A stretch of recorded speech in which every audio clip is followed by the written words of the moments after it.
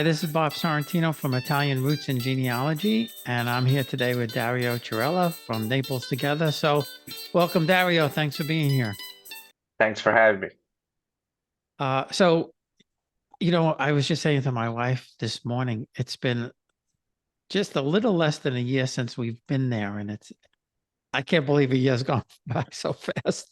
Uh, and as you could tell from my background, everybody, I'd rather be in Naples than in New Jersey right now. Before we talk about Naples Together, where's your family from in Italy? Yeah, Bob. So we're a family from Naples, Italy, and that is as long as I know. However, my last name is Cirella, and Cirella, we and that's a story that goes with our family, of course. Cirella is a small island in Calabria. And so the belief is that the people that would back in the day would be in Cirella were the dukes of Cirella. So there were also dukes. And I'm not saying that I'm a duke or, or I have dukes in my family, but yeah, I genuinely think that that is our origin. So starting from, I don't know when. So I do know that also the grandfathers of my grandfathers were from Naples, and that's the only thing. Like it stops there, but it should be absolutely from Cirella. As you know, the last names here in Italy are pretty much an open book. Just to know what at least what your family did, or if it was like a kind of work, or if it was like a city, or if you were for a son of an Antonio or a son of Gennaro. So and you would get the last names of Di Gennaro and Antonio and so on. So I do believe it's coming from Calabria. However, again, I'm from the beautiful Naples. I don't know if you know Bob, but a couple of days ago, we actually, well, a couple of days ago on Sunday, we won the league, and that was a lot in the city, and we partied all over the place. It was a week ago, on Thursday. So the people that were here in Naples didn't know what was going on, some of them at least. And then they just saw a lot of people in the streets and just partying. And yeah, it was a wild night, I gotta be honest. After 33 years, the Naples team of soccer, of course, won the league. Oh, that's great. Congratulations. So I'll tell you a funny story. Was it 1980 that Italy won the World Cup?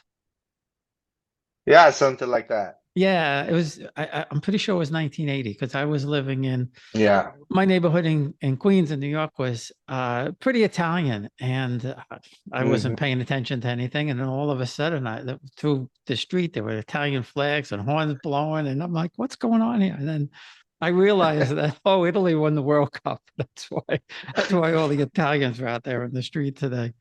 But that's interesting now Yeah, I about. mean, Yeah, go ahead. absolutely.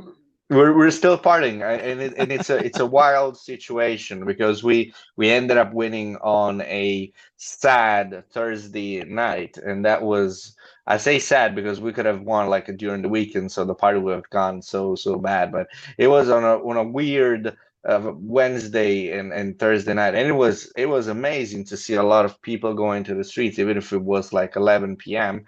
And you had the whole city all over the streets, and it was amazing. The party went till 6 a.m. and it's still going. I mean, if you go through the streets of Naples, it is something that you can't even imagine. I mean, I we're a lot of people that still live in Naples, they haven't seen this because Mhm. it's been since 33 years. So you always listen to your dad or your grandfather about what was, the victory of the Scudetto. And now we got it. And now we see what that is. And we were just crazy. And it was amazing. I can tell you that. It was just out of this world. That's too funny. That's too funny. But now it's interesting about your family, Cirella, because same thing with my grandmother. And I didn't Hmm. know this until I really started researching and looking into the Italian nobles and everything that in the Kingdom of the Two Sicilies, that they all lived in Naples basically and would only go back to the towns maybe once or twice a year to collect the taxes. And the nobles didn't pay any taxes. They just collected taxes and lived very wealthy lives. And it was the same thing with her family because her um, father's family was from Calabria in Fossato and Montebello, and then her uh, father's mother's side was from Capicota, and then also you probably know that Caracciolo, so big shot. Absolutely.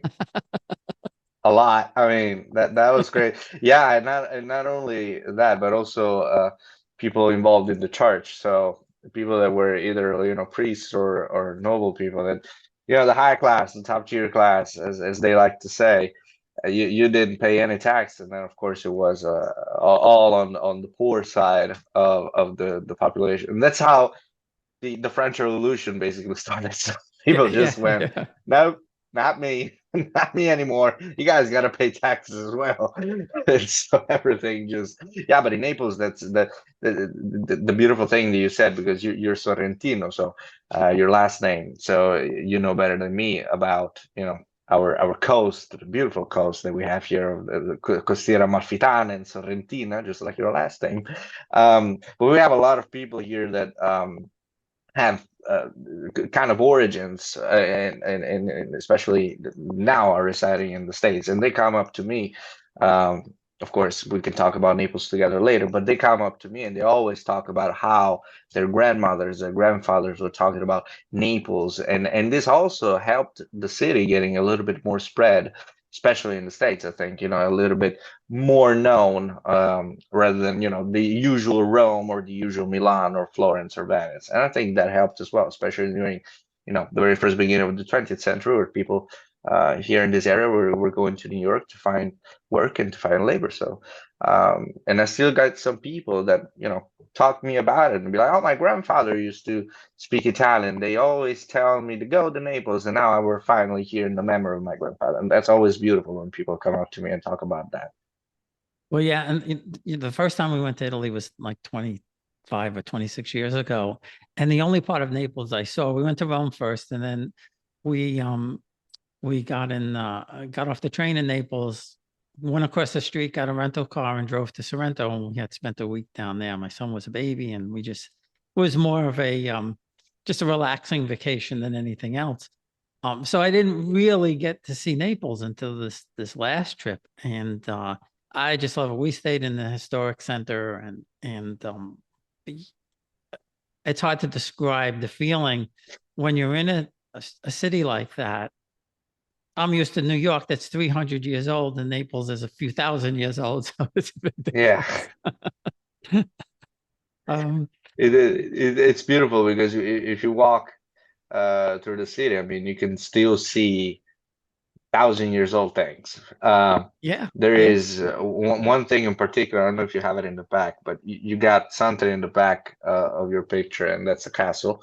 But we got plenty of castles here in my hometown, and one of the castles that people always ask me is called the Maschiangioino, which is at the port of Naples. So try to imagine you want to go to Capri, for example, which is a very well-known island, and in order to get the ferry, you're gonna walk through history, because it's gonna be like the castle right in front of you. And then it's a castle that's called, again, the Mascagina. It comes from the 12th century. And mhm, if you go there and you visit the castle, you go up to the basement, you're going to see the Roman era, because that's where the Romans were, also the Greeks were, because we're a Greek city. And they're currently going under a construction site where the castle is, and they're trying to build within the Metro line a museum, because they found three Roman ships.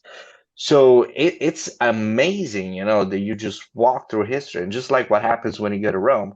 But don't forget about Naples as well. Naples has been around since not only a couple of years or 100 years, as you said. It's been literally thousands of years, and still to a day we have things that would go from the Renaissance, from the Enlightenment, and from back to Roman or the Greek area. And that's so for those who are, of course, history fans, Naples is the way to go, and also foodie fans, Naples is the way to go. Cultural activities, Naples is just beautiful, Bob. I mean, you mentioned that before. But if you go into the historical center, that's where actually where people live. Although now it's yeah. becoming populated by tourists, but it's still not a touristy area because people live there and they live their life. So it's not like going maybe to. I've never been to New York, but I can imagine. I mean, if you go right in the middle of New York, there will be people that actually live there, but there are a lot of tourists, of course. Naples is a mix, so you can find yourself in a shop where people and usual people and people from Naples actually go there and buy the groceries, and it's going to be the same quality, and you can meet people and try to exchange some words. Bear in mind, they're not going to speak your language. You guys are not going to speak their language, but you will understand them, and they will understand you. And it's just a mix of cultures, a mix of happiness, and it's amazing. I just love it. Yeah, and I experienced what you said firsthand because I will go out for Yeah, coffee every morning, and he didn't speak any English at all, and I speak very little Italian. But by the end of the week, he knew what I wanted, and we were able to yeah, converse, you were like you said. friends. And we're Italian, so we use our hands a lot anyway. So, Exactly. um, It's but amazing. Yeah, again. to your point, I mean, the picture behind me, as beautiful as it is, still doesn't do that Yeah, view justice. no, yeah. And as we were going up the hill there, Gianfranco, our driver, we kept trying to look out the window, and he said, "Don't look yet, don't look yet. You have to wait till we get to the. I'll tell you when to look." So we had to go all the way up to the Yes. top and look. And when we got to the top, there was a church there, and there was a wedding going on. So it was really, Oh, really very interesting. And I think it was like a Tuesday or Wednesday, and we were like, "There's a wedding going on, or a Tuesday or Wednesday?" And he said, yeah, "Oh, in Naples, there's a yeah. wedding every day." Yes, yeah, it's always a great occasion to party. Whatever you got in your agenda, and you talk to people. Okay, even a wedding, even if you don't know the person, sometimes you just stand out there and they be like, "Come have a drink with us." It's amazing, it's very a celebration every single day for some reason, for whatever reason. Neapolitans don't like to be unhappy or sad, but the city might have some problems here and there. At least that's what a lot of people come up to me and they be like, okay, but is it true that you have criminals? Is it true that they stole that they steal watches? Is it true that you where does not that happen? Right? I mean, everywhere. I had some beautiful people from Germany, and they left a camera, and it was a very important camera in the middle of a square that was flooded with people. It was a lot of people in that square. And it was just like 2 seconds.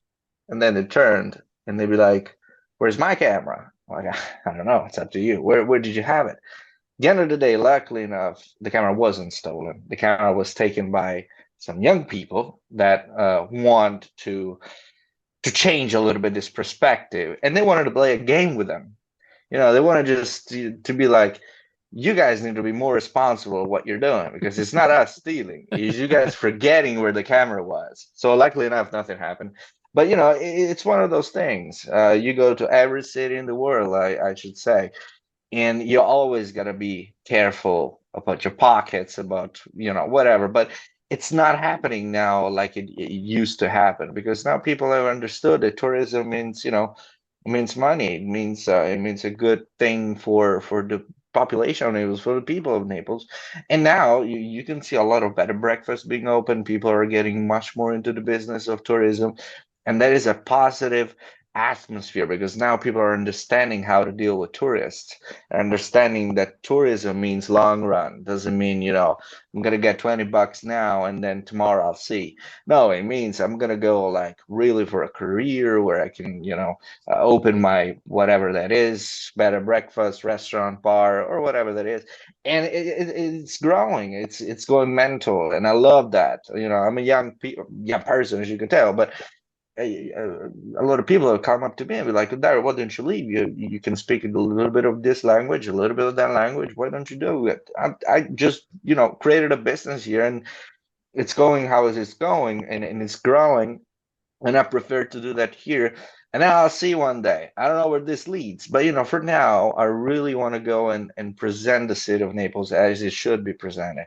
And I'm finding the young generations also agreeing with me, and that is absolutely lovely. Believe me, it's so inspiring. So it's 100% approved, at least for me. So all good. Yeah, and that's great. And that's a good segue into Naples Together. And Yeah. what do you offer people who want to come to Naples with Naples Together? Okay, so we first of all, a little bit of a background. We created Naples Together just like I was sick and tired of being like going to places for other people and working for other people. But I always been in tourism industry, and we created this right before COVID. So it was like end of 2018, and we went online on 2019. It was amazing. It was a good run. And then of course we had to shut things down for COVID, and so we stopped for a year and a half pretty much, and then we restarted. Um, and what we did at the very first beginning was like, what should we do? I mean, what do you think could be the very first thing that we should start with? And we started with a pizza making experience because why not? I mean, you're in Naples. Naples is famous for Right. pizza. It's two plus two, so let's do it. And finding the right restaurant, and then I can get into details. So we found every single thing, and we built an experience of like an hour and 15 minutes, very close to the port of Naples. Also, people that come by cruise, and small groups. So you're not gonna be like with 50 people. It's like 8 people max, and we started with that, and then from there we built a whole variety of tours. Nowadays, we especially starting from this year, we're offering like tours in Amalfi, cooking classes in Sorrento, cooking classes in Amalfi, gelato making in Sorrento. We have also things in Rome, either if you want to go to the nightlife experience in Rome or you just want to go for a cooking class. We have pizza making classes also in Ischia, for example, which is Mhm. another island.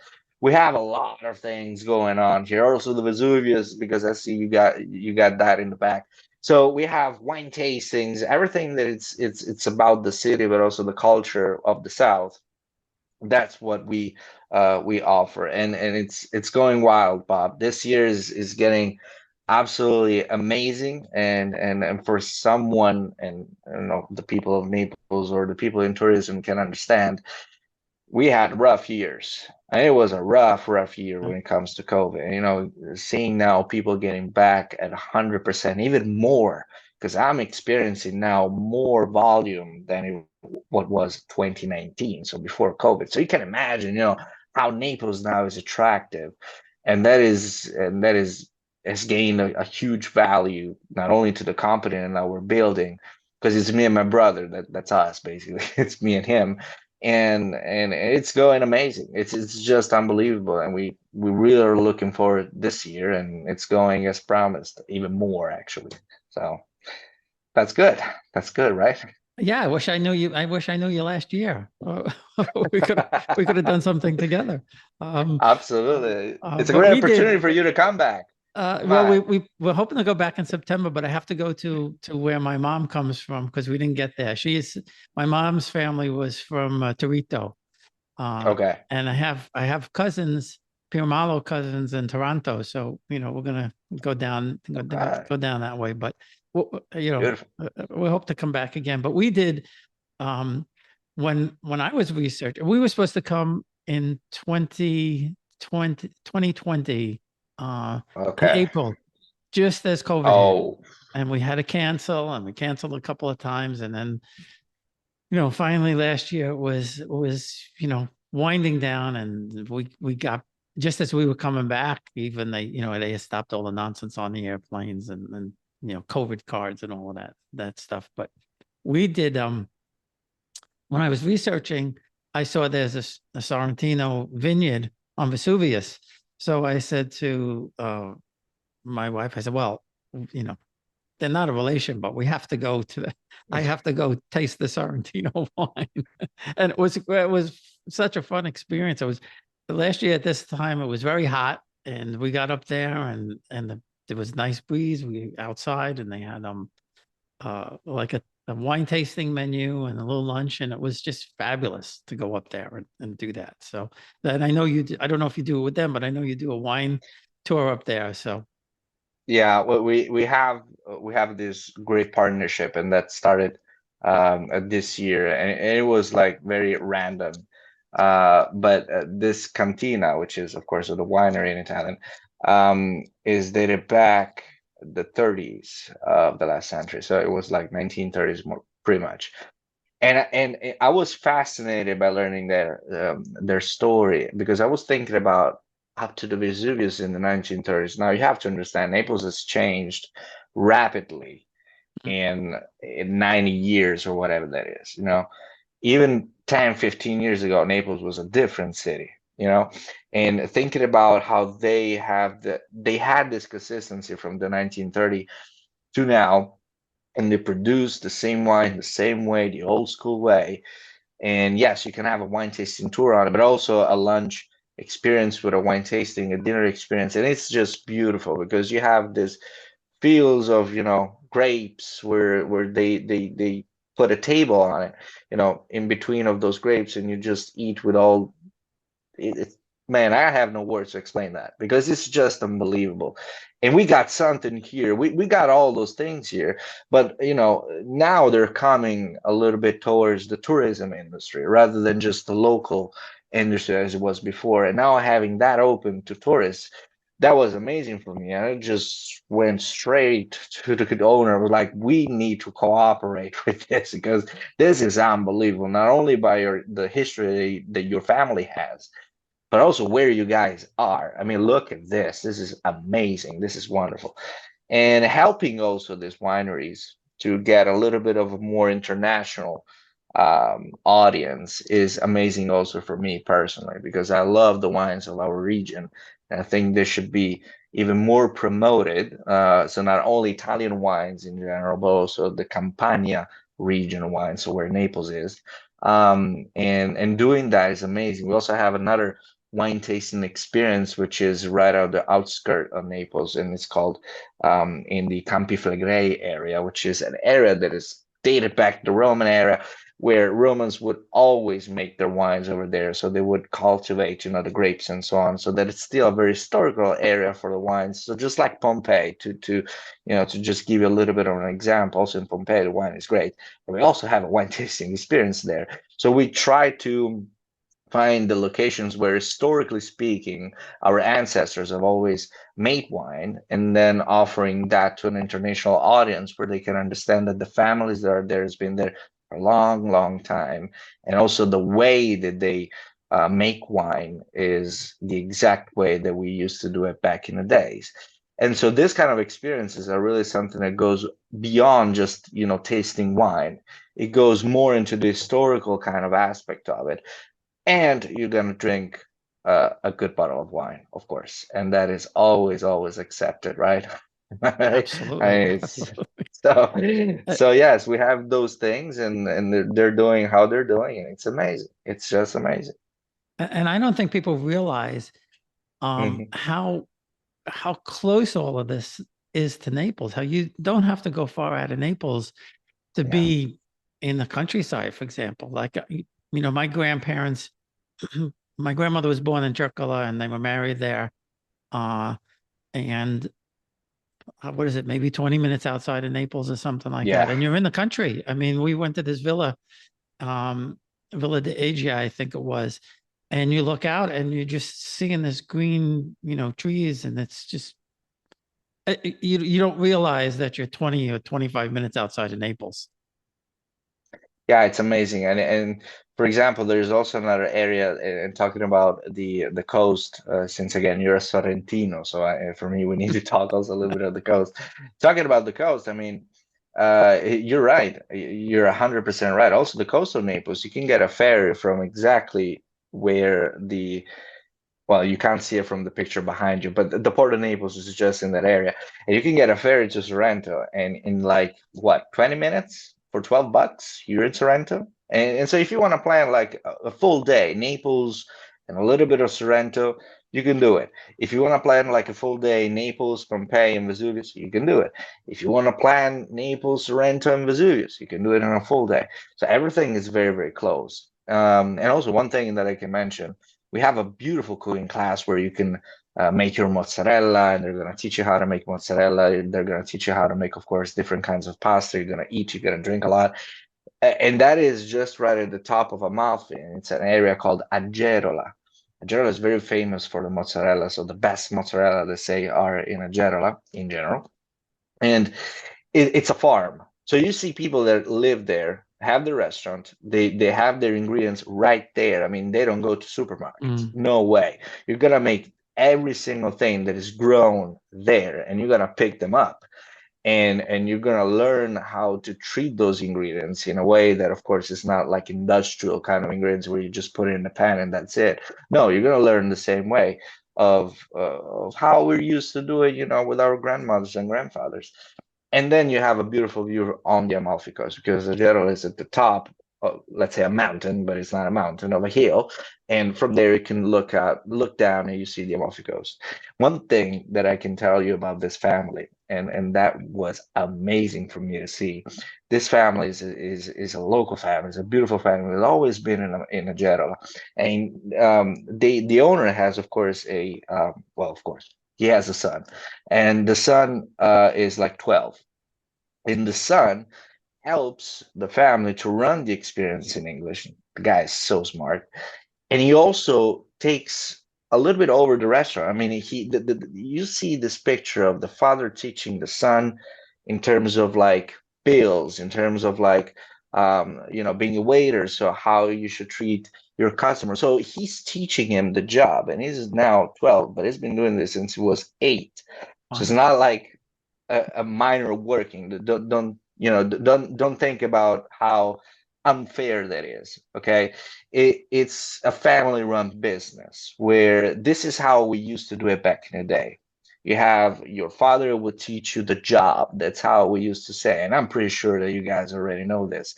And it's common. It's not something special in a way, but it's becoming less and less popular, especially from the generation of nowadays of 12-year-old kids. And this guy has everything in his mind. He speaks English, he goes there, he takes your plates, he takes your glasses, he's all over. And at the end of the day, he's going to look at, the checks, the bills, if we paid, if we're not paid, what we got. And you see the father going there with the kid. This is the way you should do it. So this is going to be like an ongoing situation also with this kid. And you can meet this family. It's a beautiful, amazing thing to see if you're also into, families in general here in Italy. It's an amazing thing to see. So again, we always look for experiences where it's not only wine tasting, it's not only cooking class, but also for you to see the real deal, the real Naples, the authentic families that are here. And this is what Naples Together is all about. And we're trying to get this project further and further, and we're trying to do that in a very passionate way. But we always go on site and meet the people and meet the families and try to see if that is suitable. Also, because we want people that go there and have, this idea of how authentic they're experiencing, how the authenticity of their experience. And this is what we're trying to do. And hopefully, well, in this case, this experience is going very, very well, but it's been the first year, and the people there are so, so amazing that they're so happy, when we tell them that we have got customers and so on. So it's an ongoing thing. It's wild, Bob. It's just wild, and we're so much in love with all of this. So we hope it's getting way, way better, and it Well, and is and and, actually. and and that's what I try to tell people, whether it's in the podcast or other places, that you need to that's the real Italy that you need to experience. I mean, my experience in Calabria in Fassato was just they had a picnic for us outside, and everything was there was nothing store bought. The wine was made, the olive oil was made, the bread was made, um, the ham was made, and I tasted the capicola, and I said, we don't have this in America. And they said, oh, well, we do it the same way we did it 300 years ago. We Yeah. we we kill the pig on the day after Christmas and we cure it, and now you eat it. And it's so matter of fact to you guys, but so foreign to us, because we go buy the package of ham in the store. There you go. There you And the go. mozzarella is all in a plastic It's all in package the and everything. fridge. Yes, I know that. I get this all the time. So I run the pizza making experience with my brother, and that is the only experience that we personally go and meet our customers, and we just go with it. So we teach them every single thing about, dough making, pizza making. And when it comes to two things, first, yeast, when it comes to explaining them, we have a different kind of yeast that you guys have. And also the kind of mozzarellas that we have, because Bob, I'm pretty sure but there is not only one mozzarella here. There are like four variants of that. You got the buffalo, you got the fior di latte, you got the mozzarella, you got the provola. So when Americans especially go there and be like, really? Is that the real deal? Like, yeah, absolutely. That's it. So it's not like, Uh, in bags. our mozzarella is like rubber. So, you know, Right. I mean, and I always tell them, look, this is not. Oh, can we get them in the States? Well, I don't know about that, but it's a little bit different, and it's not that it's better or worse, although my opinion, of course. But it is what it is, and they're very surprised about it. So when they ask me what's the secret of your food, or how come you guys in Italy in general, or in Naples in Italy, how come your food is so great? It's all about that. We don't buy the mozzarella in with all due respect, but we don't do that like in the supermarket, in the fridge. We go there and we just buy it very fresh, because we're very lucky to get that fresh, of course. So I can understand that, and it's all about that. But also how we do things. Also, if you don't have that kind of mozzarella, maybe you can get another kind of cheese. So we have this explosions of all the cheeses that you can imagine. You can put whatever you want, of course, on a pizza, but and when they tell me, "Oh, my favorite is the pineapple one," like, get out. And you're gonna get in jail if you ask uh, that here. Can you imagine that? And so, yeah, it's amazing for me to understand also this kind of cultural differences, where you guys put chicken barbecue on a pizza and we just put tomato sauce and cheese on it. We're very simple, we don't do anything fancy, but that's pretty much it.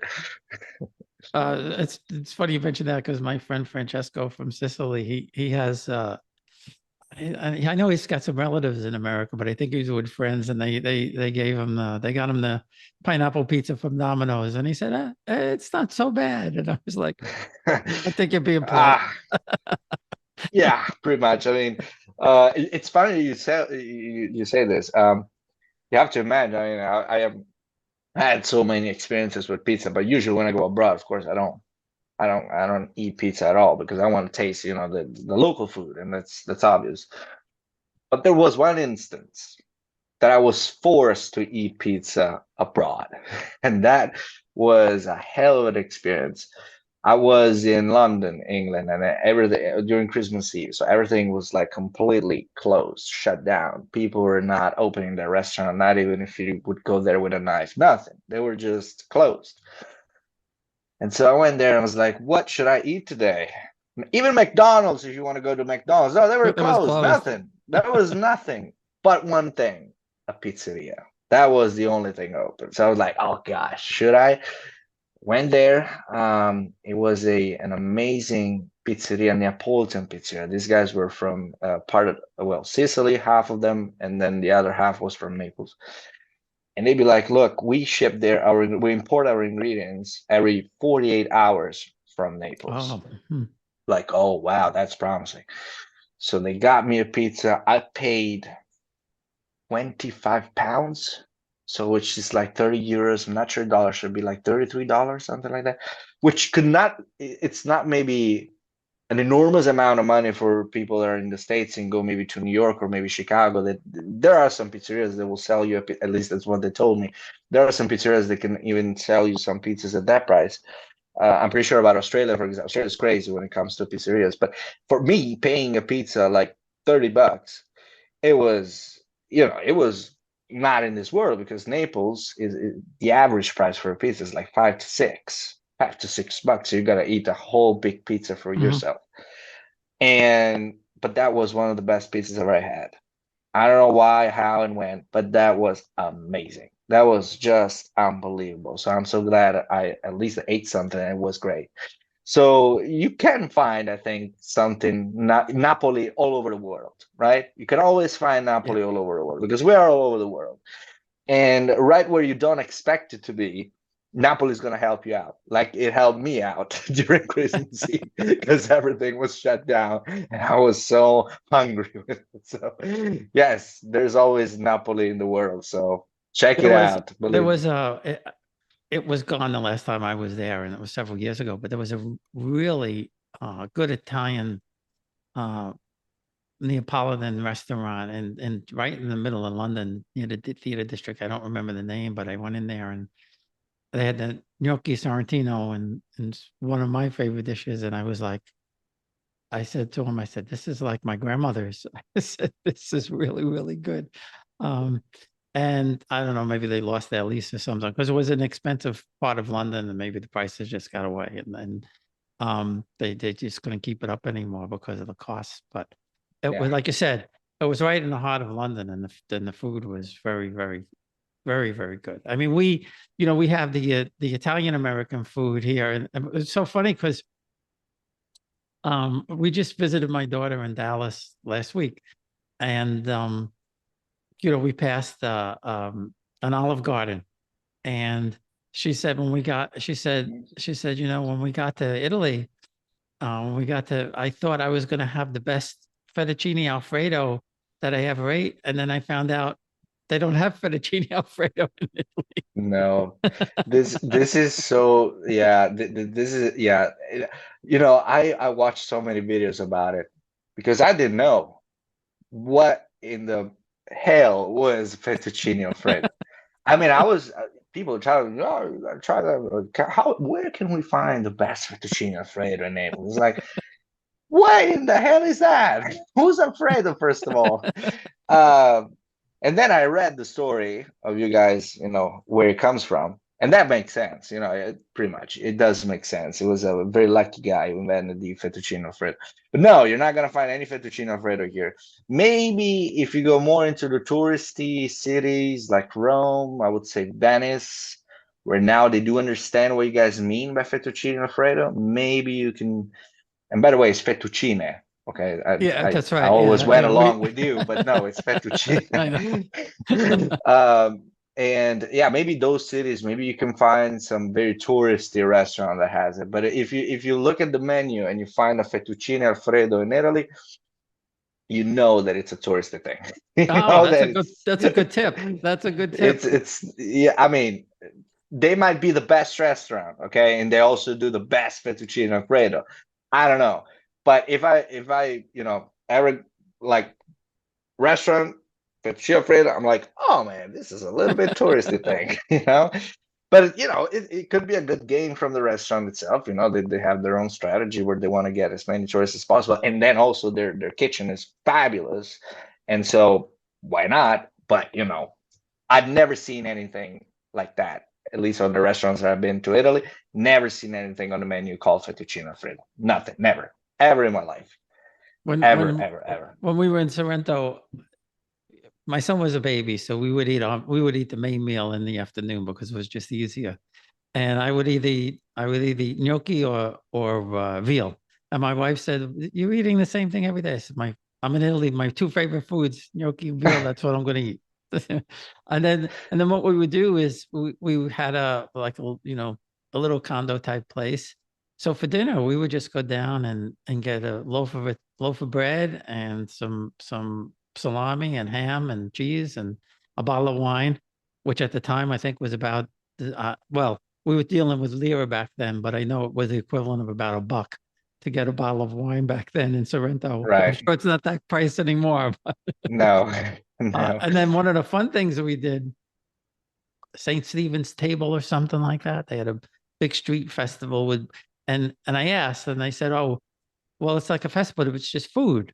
So I said, "Well, Right? it's okay. We'll try it." Well, I didn't know that you had to buy tickets to get the food in the first place, so that kind of threw me. Um, Yeah. and then uh, when it comes to food, the Italians don't believe in lines. They just all Mm-mm. surged. Yeah. But it was a lot of It- fun. Once I finally figured out the deal, it was a lot of fun. yeah. Yeah. I mean, I can tell you one thing, at least for the wines that we have here in our region. I can't speak for the North because the North has different kinds of wines, different pricing. But generally speaking, let's say, generally speaking, here, if you want to get like a good bottle of wine, like good bottle of wine, $10. It doesn't really, it's not necessary to go. Again, depends on how expert you are, depends on all the things. But let's say you just want to, you just enjoy wine in general, okay? Mhm. And you don't want to spend a fortune on it. You're not going to spend a fortune here. Okay. I've seen bottles of wine made here that are like $80. And that is like, whoa, $80 is super expensive. And that is like two, three of them in terms of brands that actually can make that pricing.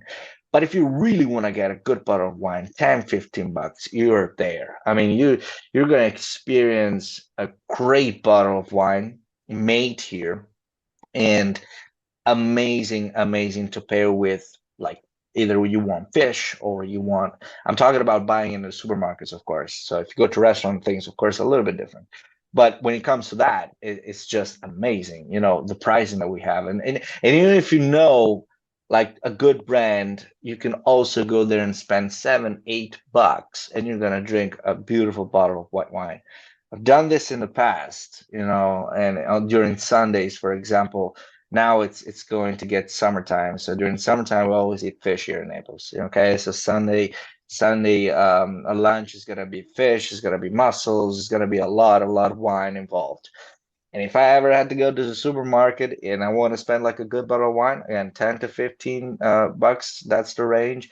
And you're gonna be like a superhero for the family, believe me. So it's important, for us, it's important to understand how things go here, and that's how we're always used to that. There nothing really special about the pricing, but you're gonna get a fantastic bottle of wine. So Well, believe me, and Bob. and even in the restaurants, it wasn't bad. It wasn't like here. I mean, here, Absolutely, here you're going to pay for a mediocre bottle of wine in a restaurant, yeah, 25 to $30.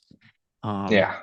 and in an expensive the restaurant, even more than that. I found the restaurants there were very reasonable, as far Hmm. as the wine. And then, the other fabulous thing about Naples, of course, is the pastry. Oh yeah, oh yeah, you got me there, 100%. So, long story short about the pastry, um, we had a tour back in 2019 that we're currently not doing anymore for many reasons. But there was a tour where the tour was called Limoncello Tasting with pastry. And so we had this beautiful walk through the streets of Naples where you could eat a wallet pizza. That's how we call it. So it's like a small pizza where you can fold it and eat it as it is. Mm. It's amazing. Then you would drink a little bit of limoncello, and we would take you into a factory of limoncello, and from there you would eat pastry on Naples. And one thing that always surprised me about the pastry on Naples, first of all, is the quality, because you know better than me, the quality of the Mhm. pastry is just out of this world, and how good people are at making those pastries, because it's not that easy. I mean, for some kind of pastries that we have, it's not really an easy process. And third is the pricing. The pricing, yeah, I don't know if people can understand the pricing of Naples. I mean, I'm used to that, so I'm like, okay, well, €1.50 for a pastry. I'm like, wow, okay, that's good, yeah, but it could be less. But when people come here and they go up to me and be like, I ate this pizza yesterday and it was like €10. I was like, €10? Are you crazy? What are you doing? Or I ate this pastry here and I paid $4. I'm like, where? I mean, where did you go? No, no way. So in Naples, you can get a lunch in terms of like street food. You just walk through the streets. You can get a small pizza for €1.50, let's say. So like $2, a Coke if you want to go fancy, and you paid like $4 and you're having a full meal. And you want to go to pastry, you add another buck and you're done. I mean, $5 to $6, you're done for the day. And believe me, you are done for the day because the things are pretty big. I know in the States the portions are just enormous, but for us things that here in Naples, especially here in Naples, the portions are also good, very big. Not as big as you guys have, but it's big at least for us. That's what I heard. At least that's what they told me. That the Porsche in the States are just wow, so big. But we keep going on this. If you go to a restaurant and you want to eat pasta, 9% of the times is gonna be like a big plate of pasta. It depends where you go, of course, but and you pay like $6, $7 for it, and you're done. You know, it's amazing. It's amazing to live here.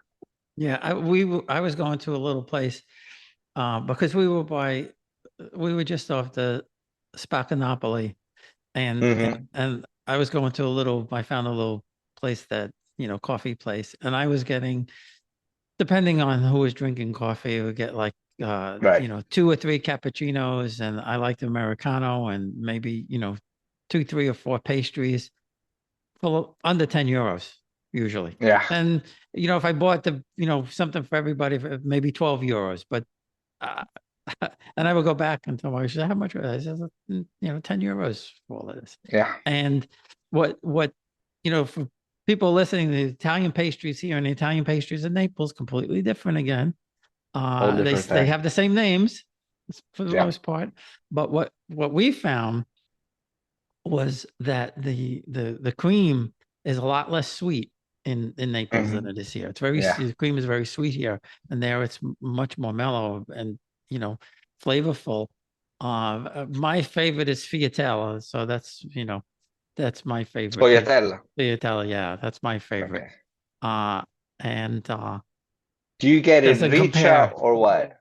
Do you get a crunchy or no crunchy? Yeah, no country, yeah, the country. Okay. Good choice. That's And my friend my who favorite as moved, well. she moved to Salerno 7 years ago. She says, you have to get it hot. If you get it hot, it's Yeah. even better. Yeah.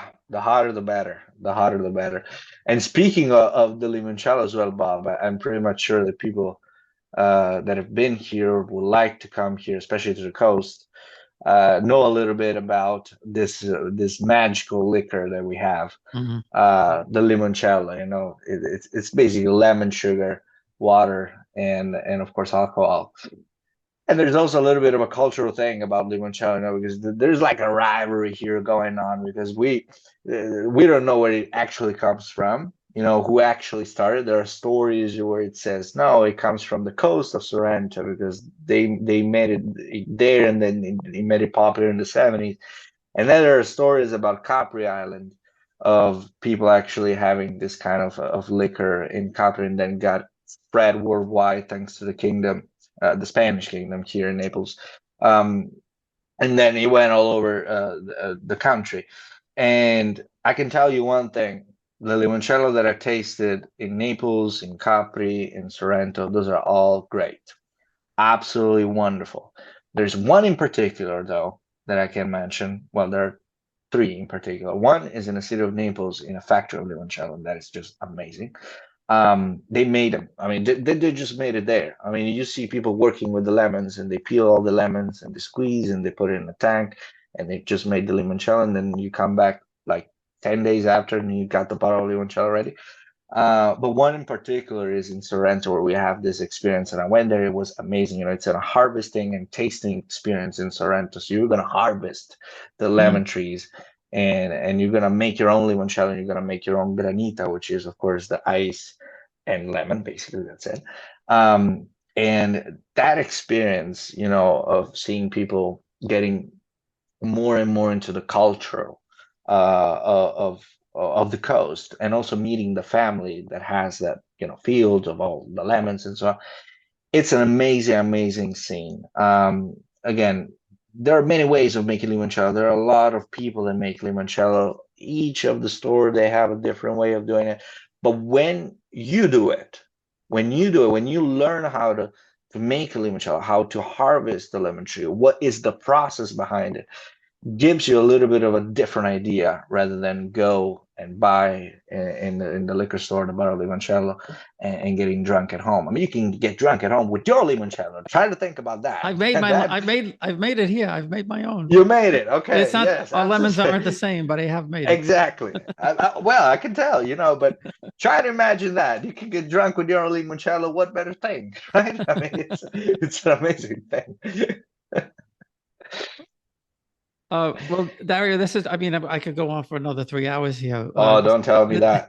This is, this has been, fascinating, a lot of fun for sure, a lot of good tips.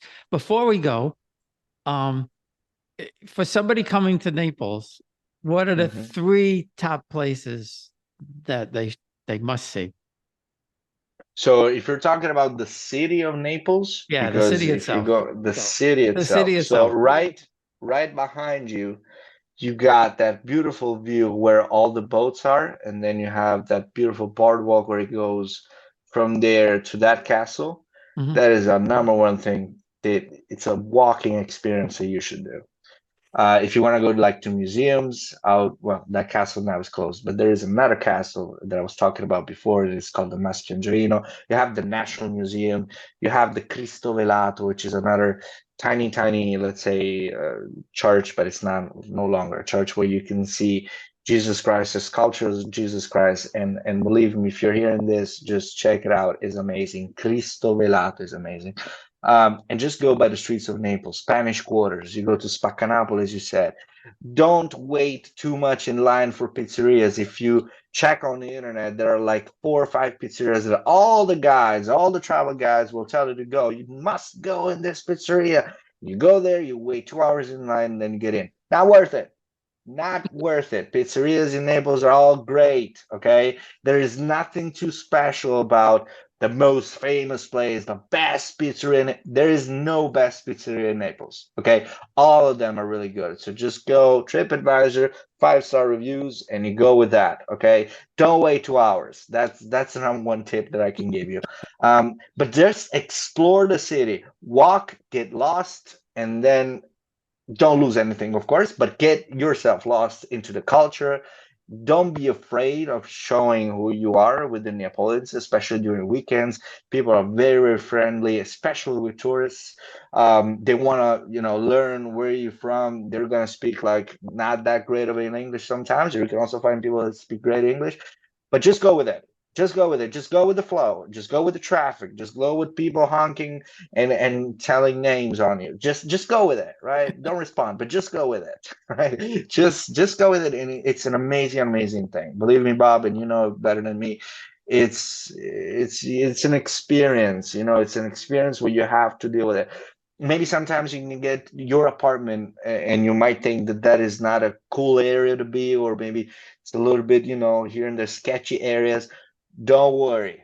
Just go with it. Just absorb everything you can absorb. Walk all the streets and have fun because Neapolitans love to have fun. Yeah, and we learned, my tip is don't try and get out of the way of the scooters. They'll go around Oh you. yeah. Yeah, Let them maneuver. That's the best thing to absolutely. do. I'm one of them. I'm one of them who ride the scooters, and I can tell you, just go. Don't worry. We're gonna deal with that. You just pass, all right? The number one rule here is to not kill and not get killed when you cross the street. So that's it. Also crossing the street, you know better than me what that is, right? Yeah, yeah. Just go. Just don't wait because they're not gonna stop, right? If you find someone polite, the hundreds behind them is not. They're not gonna be polite. So just go. Cross the street. Be careful. Cross the street and be like, okay, I'm coming. You see me now, and you cross the street. That's because I see a lot of tourists standing there. You're like, when are they stopping? They're never gonna stop. There's no way they're gonna No, stop. no, So I, just I learned that in Sorrento. We were trying to get across, everybody was going home for at noon to eat and everything, and we were trying to cross, and I saw a car with like 4 nuns in, it, and I said to my wife, I said, the nuns are coming, they'll stop. No, they didn't. The nuns didn't stop either. then no, They just kept no, going. yeah. And Again, it's along that walk behind me, there were some really, really great restaurants back there too. To your point, yeah. Gianfranco said, I'll, if you want to walk back, I'll let you off here. And I asked him for a restaurant and he told me where to go. I don't remember the name. But it was really, really great, right on the water and everything. And to your point, everybody is very helpful. Everybody is very friendly. And if they find out that you have family there, it's even better. If your Oh family's yeah. from Naples, they just love it. And you know, we I had family in Torre del Greco and Cercola and Massa di Soma, and everybody was just wonderful. And like I said, Torre del Greco is big, but Cercola is just small little area outside it. You wouldn't know that you were so close to Naples, and so you Oh have to yeah. go to the hometown. Uh, and we didn't go there, but Gianfranco was telling us about the the town. Was it Gagnano, the macaroni town? Yes, Gragnano is the pasta Gagnano. town, Yeah. Uh, which we also have an experience there, and there I'm you go. And I didn't know gonna. that. So see, where this isn't a setup. Yeah, we have a past experience in Gragnano where, so for all of you guys listening, Gragnano is like the pasta town. We say it's the pasta town because that is where most of the south part of Italy, Gragnano is like the city where pasta is made. So we have this experience where you go into this beautiful, beautiful place where you learn how to make pasta, but you see actually pasta being made, and then you're gonna eat always, as always, your creation with local wines of Gragnano, which is also a very, very special, special city for wines. There is one in particular, it's called the Gragnano, and that is a bubbly red wine, and it's just unbelievable to pair it with pasta. So yes, to your point, that is it. And you also mentioned Massa di Soma, and a small mention to that because my girlfriend was born in Massa di Soma, and now she's not living there. But it's yes, and all close, very close. And one particular thing that I can tell you is the differences of dialect. Now you might think that maybe Naples and maybe the south of Italy. So we all have dialects here in Italy, as you know. But if you go like Napoli and you said before Torre del Greco, and it's like what 10, 20 minutes of distance, things change when it comes to language. Mhm. Things do change, believe me. So it's not that we're not going to understand each other. We might take a laugh because they have a specific kind of pronunciation in some words, but the thing changes, and just try to imagine what could be the difference between like Naples and Sicily, for example. Now, if we're talking about a city that's like 20 minutes away from here and they have different way of saying things, let's imagine, if you go to Sicily and you're from Naples, our dialects, we just can't understand each other. So also this cultural difference made currently Italy a little bit divided on that. Because we have our really origins, very structural origins. The languages, for example, our dialect is a recognized language, and it was spoken among the royals that we had here in Naples. So that Mhm. was like the language that you had to speak if you want to speak to the king, for example. And now we all know the dialect, especially in the south of Italy. Dialect are very much well known. North now is losing a little bit of their cultural dialects and so on. You got people from Milan, for example. Not all of them can speak the right Milanese, so the right dialect of Milan. And I don't want to judge, but it's bad because it's still a cultural thing, right? Mhm. Yeah. You still have to know that because it's where all your ancestors have always spoken that kind of language. And now in the South, that's why you can have a more authentic experience, in my opinion.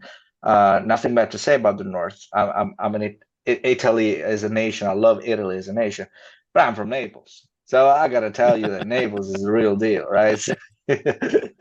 That's it. That's it. Well, via Conte Piramalo, that was my great great grandfather. Okay, lovely. So Wow, when lovely. you when and I don't remember if that was in Turcola or Massa di Soma, but I know he owned a lot of stuff in Massa di Soma. Okay. Unfortunately, as the story goes, my second great grandfather liked women and gambling a little bit too much. So Oh, okay. his That part of the happens. fortune went. out the window, but be that as it may. So how do people get in touch with you, and how do they book a tour on Naples Together? So NaplesTogether.com, that's where you can find all our destinations, our tours. We're now getting even more and more tours on our website.